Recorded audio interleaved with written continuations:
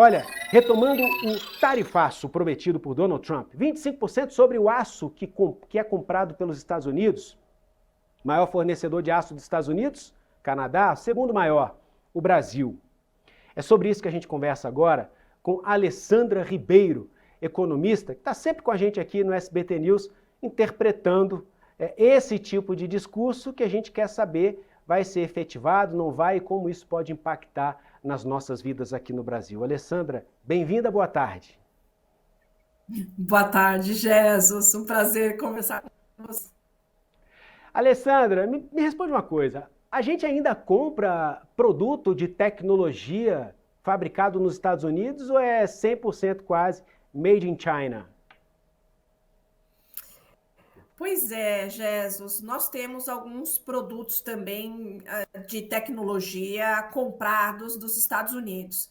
Não só de tecnologia, mas também algumas máquinas, equipamentos. Então, temos também produtos importados importantes, não só chineses.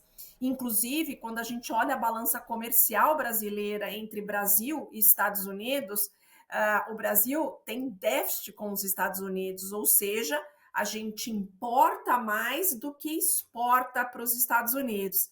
Então, em tese, o Brasil não estaria aí como país prioritário aí nessa guerra, porque os Estados Unidos ganham mais, né, nesse comércio com o Brasil do que o contrário. Mas com essa possibilidade de taxação do aço, que é onde mais nos afeta, né, podemos estar aí também junto com os demais países nessa questão agora, né, prioritária aí pelo governo americano como sinalizado. Alessandra, commodities são realmente o nosso principal negócio aqui no Brasil. Isso a gente pode cravar. Sim, nós exportamos muita commodity, mas não só, viu, Jesus? Inclusive, para os Estados Unidos, nós exportamos, por exemplo, também máquinas e equipamentos, nós exportamos também, nós exportamos aeronaves, então a gente tem produtos de alto valor sendo exportados para os Estados Unidos. Então, não é só commodities, né? Então, aparentemente, a gente tem essa ideia, né? A gente exporta commodities, importa produtos com tecnologia, mas o Brasil exporta também para os Estados Unidos muitos produtos manufaturados.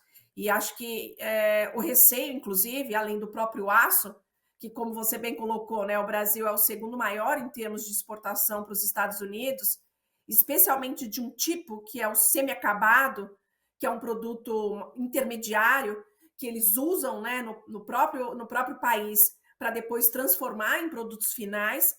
Mas além desses, a gente tem esses produtos manufaturados importantes de alto valor que também aí podem entrar aí na mira do governo americano, né? A gente ainda não tem nenhuma sinalização, mas não dá para descartar.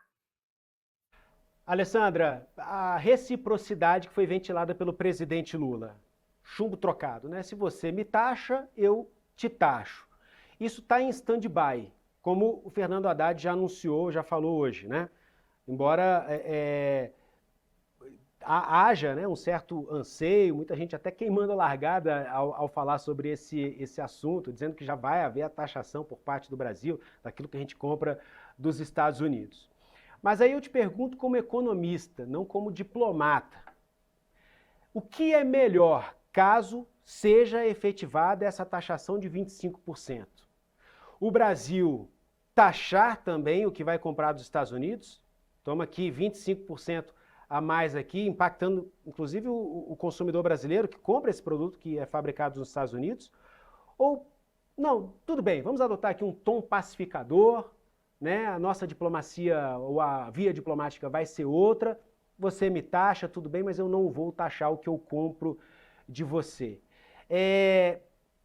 De um lado a gente tem o risco de demonstrar, de certa forma, uma fragilidade no campo diplomático, na relação bilateral, e por outro, algo que pode ter efeitos colaterais sobre a nossa economia.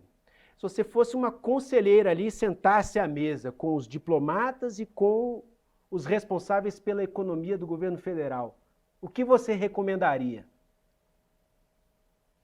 É uma ótima pergunta, Jesus, porque o mundo está discutindo isso, né? Todo mundo está discutindo a melhor forma de reagir a essas ameaças do governo Trump e o que é, né, assim, mais estratégico, o que tem efeitos locais importantes. Então, tem tudo que ser levado em consideração.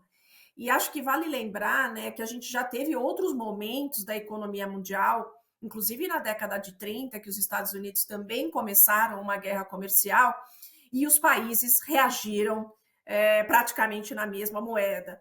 E isso intensificou um período muito negativo para a economia, obviamente, americana, mas para a economia global. Então, assim, essa, né, ideia de ele, né, coloca a tarifa e nós respondemos na mesma ideia, assim, na mesma medida, não é tão estratégico, não é tão inteligente.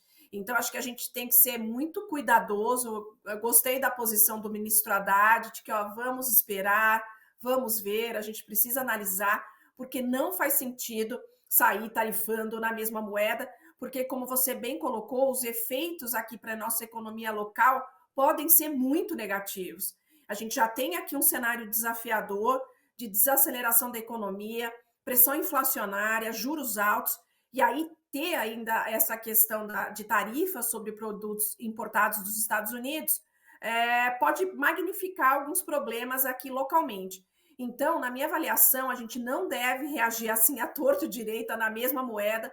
Acho que a gente tem que ser muito cirúrgico, muito estratégico. O que os países estão defendendo, e aí olhando também países grandes, né, como os países europeus, e mesmo, né, a China, mas principalmente os europeus estão discutindo muito isso, porque também estão sendo ameaçados, o que faz sentido? Então, hoje discute-se a possibilidade de colocar tarifas sobre produtos que vão machucar o governo Trump politicamente, no sentido de enfraquecê-lo politicamente. Então, é esse tipo de coisa que tem que ser realmente estudado. Medidas cirúrgicas, estratégicas, mas longe de ser toma lá da cá, porque os efeitos para a nossa realidade podem ser bem ruins. Alessandra Ribeiro, economista, comentando sobre o possível tarifaço de Donald Trump. Será que vai acontecer ou vai ficar ali no campo da retórica como em 2020? Vamos acompanhar. Alessandra, muito obrigado pela participação aqui no Poder Expresso. Até a próxima. Obrigada, Jesus. Eu que agradeço.